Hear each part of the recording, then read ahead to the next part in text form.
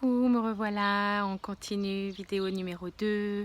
Est-ce que ma vie c'est une succession de désirs? Ou bien est-ce que ma vie c'est une recherche d'une harmonie et d'une cohérence entre tous ces désirs? J'ai changé de côté de la maison et du jardin, il fait beaucoup plus calme ici, il y a moins de vent. Mais il y a un voisin qui travaille, alors ça fait du bruit. Si on a un peu de chance, on va avoir des oiseaux qui viennent là sur l'arbre fleuri. Ils sont partis quand je me suis installée. Alors reprenons, on avait dit que il y avait un certain danger finalement, enfin, danger, qu'il fallait prendre conscience. C'était intéressant de prendre conscience qu'une vie basée sur le désir, sur la réalisation de nos désirs, l'obtention de nos désirs, ça pouvait très bien devenir une vie très très affolante, très très violente en fait, parce qu'en fait on allait constamment aller à la recherche d'obtenir quelque chose, une satisfaction, forcément quelquefois ne pas l'obtenir, donc on allait fonctionner avec une certaine avidité, et en fait pour faire un raccourci, on allait fonctionner avide, puisqu'en fait on va être dans un processus d'accumulation constamment. Soit on a déjà atteint des paliers, par exemple des paliers de richesse, allez, des paliers de richesse matérielle. Pourquoi ça s'arrêterait? Si on fonctionne au désir, on va en vouloir encore plus, et encore plus, et encore plus. Et en fait, on va accumuler. Ou alors, si on n'obtient pas la richesse, on n'y arrive pas, la richesse ou d'autres objets de désir, la richesse matérielle par exemple, ou d'autres objets de désir, mais si on ne l'atteint pas, alors on passera de frustration en frustration, cette frustration va augmenter, et on sera toujours ce puits sans fond, ce puits à vide, qui fonctionne à vide et qui cherche à se remplir par des objets de désir, par des objets de désir, par des objets de désir. Et en fait, une vie à vide, c'est dur, c'est vraiment dur. C'est épuisant en fait, ça use.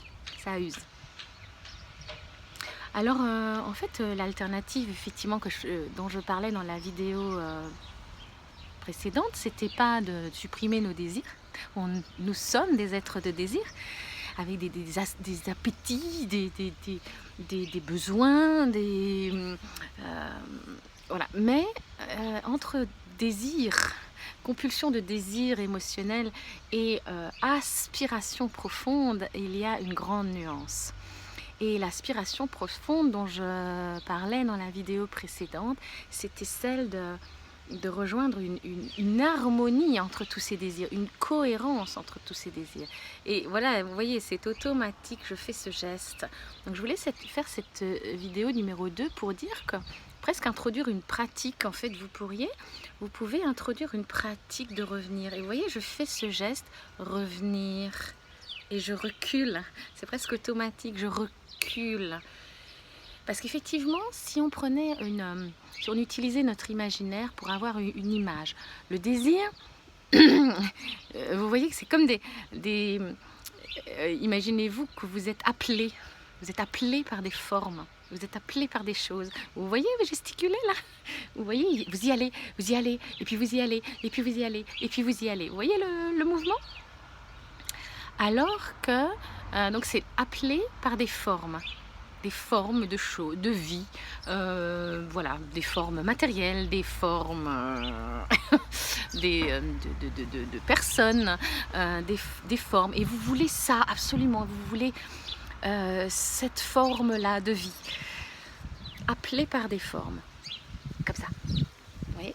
Alors que le mouvement, l'image par laquelle on pourrait représenter le cœur profond, ce serait plutôt je reviens dans l'appel intérieur. Et l'image que j'aime bien donner, on le trouve d'ailleurs dans certaines méditations, on trouve par exemple l'expression la marche à reculons dans le cœur. La marche à reculons dans le cœur. Ou moi j'aime bien utiliser aussi l'idée du reculer, rentrer à l'intérieur de soi, Rentrez à l'intérieur de vous et imaginez votre cœur comme un grand fauteuil, ou des grands bras qui vous accueillent, ou un grand dossier, et installez-vous dedans. Voilà. Et donc, on a cette idée dans toutes les traditions où il s'agit de retrouver un calme intérieur à partir duquel agir sa vie. On a toujours cette idée d'un faire retour, hein. Retourner au cœur profond, retourner en terre sacrée, au lieu de l'agitation, l'appel des formes, revenir à quel est l'appel de fond, quel est l'appel profond. Et on a ça dans toutes les traditions, le fameux faire retour, le fameux teshuva hébreu, ce moment, mais on le retrouve dans Prométhée, Ulysse. Oh, ma culture des mythes grecs est trop... Voilà, n'est pas assez solide pour faire ces références. Mais on le retrouve partout, cette idée de revenir dans le fauteuil profond à l'intérieur de moi. Ce n'est donc pas un recul au sens d'une régression, pas du tout, ou d'une privation du monde, des désirs et des plaisirs, etc. Pas du tout. Ça, c'est ce qu'on a voulu des fois nous faire croire. Dans certaines traditions, il faut se priver, il faut se couper de nos désirs, etc. Parce que c'est mal, etc. Il ne s'agit pas du tout de ça. Il s'agit de se donner l'occasion de revenir dans un endroit. Donc ce n'est pas reculer comme une régression ou comme une privation, c'est reculer pour revenir à l'endroit d'une source, à l'endroit d'une origine, à l'endroit d'une racine profonde, afin qu'à partir de cette racine profonde, je puisse de nouveau faire des feuillages et des expressions vers l'extérieur qui soient raccord avec la profondeur, avec l'appel profond. Donc, on peut comprendre que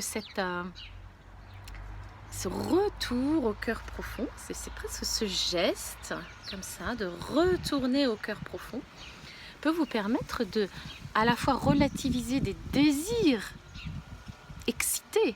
Parce que quand nous avons un objet de désir, je disais dans la vidéo d'avant, peut-être un objet de désir matériel, un objet de désir physique, sexuel, un objet de désir, on a une excitation comme ça, un élan excité vers.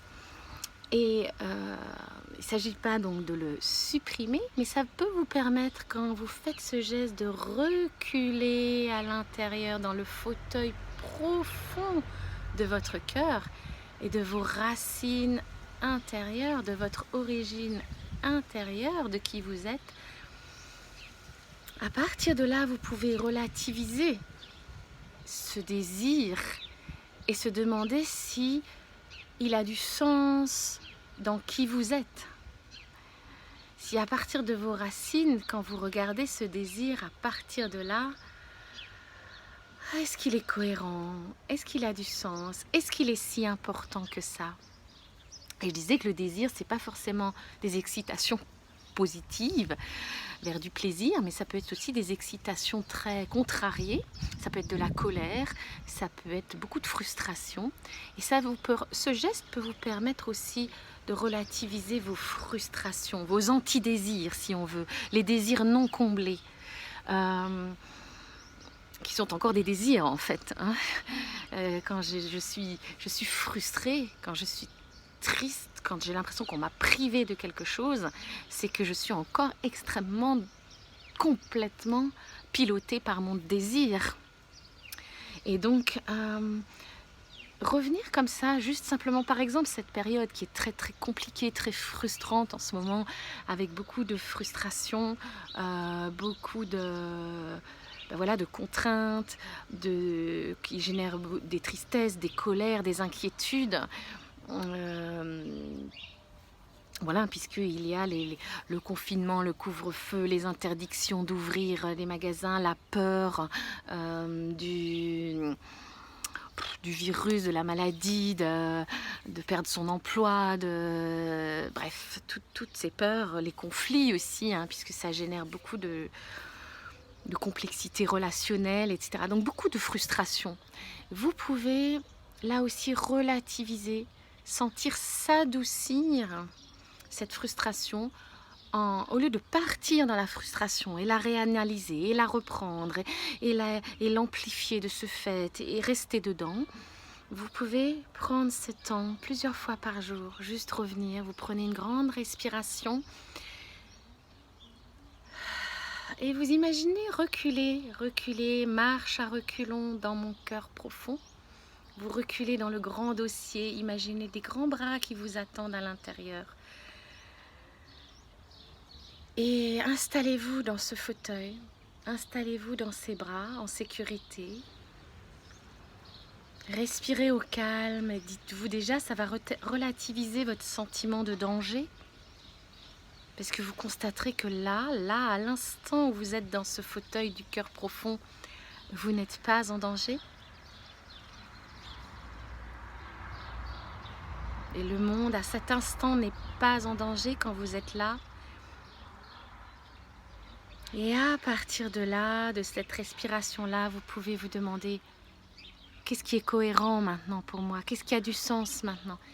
Quelle est la véritable envie? Qu'est-ce qui est en vie en moi maintenant? Qu'est-ce que j'ai à faire, à dire ou à ne pas faire, à ne pas dire? Et là, vous aurez une action beaucoup plus juste avec vous-même, avec les autres, avec le monde, avec ce monde en chaos et en tourmente, etc. Vous aurez une action beaucoup plus juste parce qu'elle reposera sur vos racines, votre source, votre origine, beaucoup plus calme et profonde, et en sécurité d'ailleurs. Donc voilà, c'était une invitation à réfléchir ou à expérimenter que ma vie n'a peut-être pas à partir tous les jours dans les stimulations du désir et les stimulations de la frustration, et que je n'ai pas à partir tout le temps dans cette quête infernale et avide, mais que j'ai peut-être à revenir plusieurs fois par jour dans mon cœur profond et là me demander qu'est-ce qui est cohérent? C'est quoi la cohérence globale? C'est quoi le mouvement global en moi et dans le monde? Et d'agir à partir de là. On voit que dans la course effrénée au désir et à la frustration, à la satisfaction et à l'insatisfaction, on est dans quelque chose de très excité. J'ai perdu exactement le mot que je voulais dire. Oui, qui n'en finit jamais, qui est très excité comme ça. Alors que si je prends cette pause du retour dans le cœur profond, je vais pouvoir réévaluer mon cœur d'émotion autrement.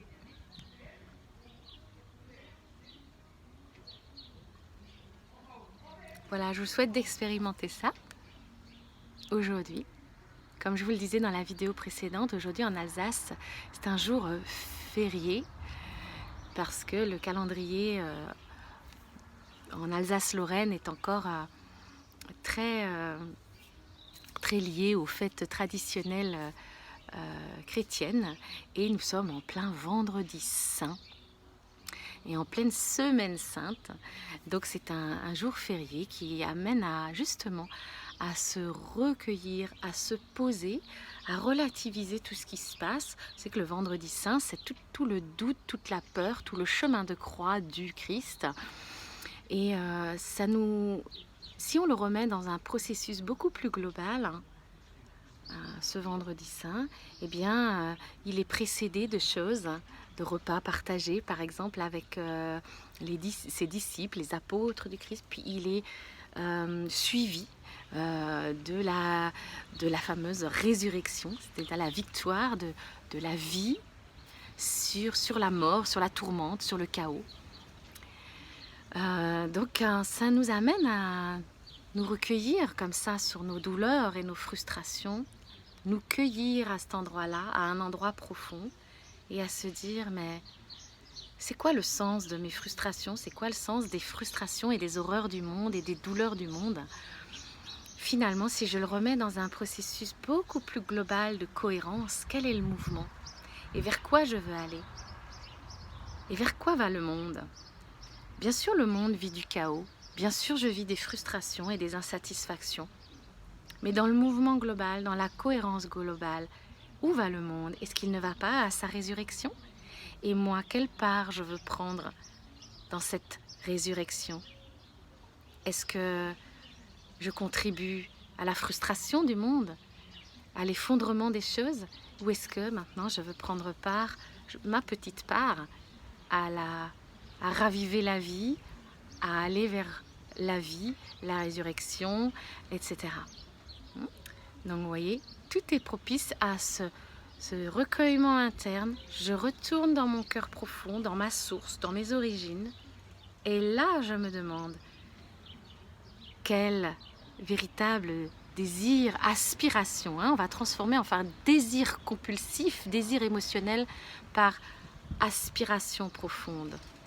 Ou j'aime bien le petit jeu de mots, envie. Qu'est-ce qui est envie véritablement à l'intérieur de moi et qui va pouvoir vouloir se mettre à l'extérieur? Ça va vraiment permettre de retrouver une tranquillité, une paix et puis une action néanmoins. Il ne s'agit pas de devenir passif et puis de plus rien faire, mais une action qui va être beaucoup plus juste et beaucoup plus harmonique et cohérente dans son ensemble. Voilà, je vous souhaite une belle expérience de votre cœur profond. Et à cet endroit-là, nous sommes tous reliés.